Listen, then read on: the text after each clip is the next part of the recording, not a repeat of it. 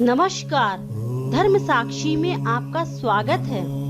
भारत की संस्कृति और धर्म बहुत ही महान, बेहद प्राचीन और पूर्णतः वैज्ञानिक है। कुछ लोग कहते हैं कि उनको पूजा का पूर्ण फल नहीं मिला। इसका कारण होता है शास्त्रों और पुराणों में बताए गए नियमों का सही तरीके से पालन न करना। लोग अक्सर आलसवश या अज्ञानतावश छोटी छोटी गलतियां कर देते हैं, जिसके कारण उनको मनवांछित पूर्ण फल प्राप्त नहीं होता। मेरा विश्वास है, अगर सावधानियों का ध्यान रखें, शास्त्रों और धर्म ग्रंथों का पालन करें तथा श्रद्धा पूर्वक व्रत करें तो फल अवश्य प्राप्त होगा। आज मैं आपको एकादशी व्रत के नियम के बारे में बताऊंगी। एकादशी व्रत से पापों का नाश होता है, संकट से मुक्ति मिलती है, सर्व कार्य सिद्ध होते हैं, सौभाग्य प्राप्त होता है, मोक्ष मिलता है तथा धन और समृद्धि आती है।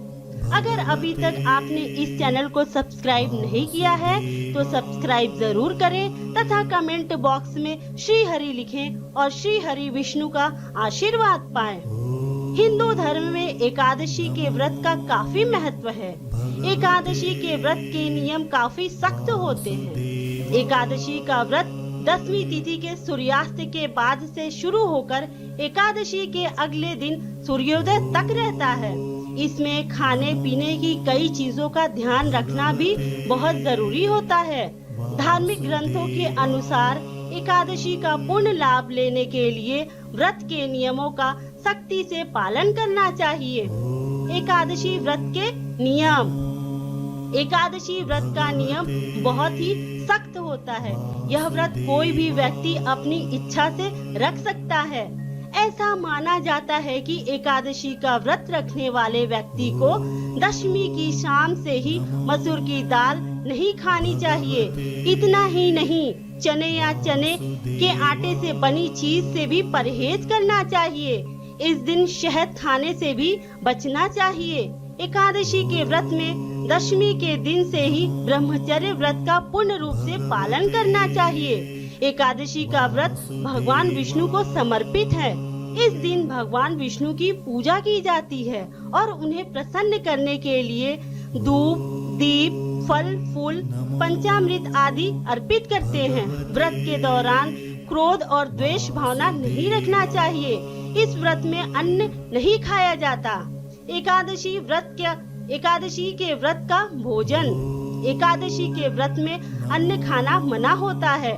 कुछ लोग एकादशी का व्रत निर्जला करते हैं, जिसे निर्जला एकादशी के नाम से जाना जाता है। वहीं शास्त्रों के अनुसार एकादशी के दिन इन वस्तुओं और मसालों का प्रयोग व्रत के दौरान कर सकते हैं। एकादशी के व्रत में ताजे फल, मेवे, चीनी, कुट्टू, नारियल, जैतून, दूध, अदरक, काली मिर्च, सेंधा नमक, आलू, साबूदाना, शकरकंद आदि खा सकते हैं। एकादशी व्रत का भोजन सात्विक होना चाहिए। एकादशी के नियम और सावधानियां। एकादशी के दिन क्रोध न करते हुए मधुर वचन बोलना चाहिए। एकादशी का व्रत उपवास करने वालों को दशमी के दिन मांस, लहसुन, प्याज, मसूर की दाल आदि निषेध वस्तुओं का सेवन नहीं करना चाहिए। व्रत पूर्व रात्रि को पूर्ण ब्रह्मचर्य का पालन करना चाहिए तथा भोग विलास से दूर रहना चाहिए। प्रातः काल स्नान आदि से शुद्ध होकर स्वच्छ कपड़े पहनने चाहिए। फिर प्रभु के सामने इस प्रकार प्रण करना चाहिए कि आज मैं चोर, पाखंडी और दुराचारी मनुष्यों से बात नहीं करूंगा और ना ही किसी का दिल दुखाऊंगा। रात्रि को जागरण कर कीर्तन करूंगा।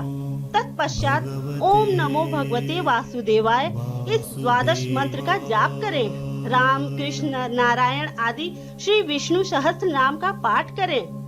भगवान विष्णु का स्मरण कर प्रार्थना करें और कहें कि हे त्रिलोकीनाथ, मेरी लाज आपके हाथ में है, अतः मुझे इस प्रण को पूरा करने की शक्ति प्रदान करें।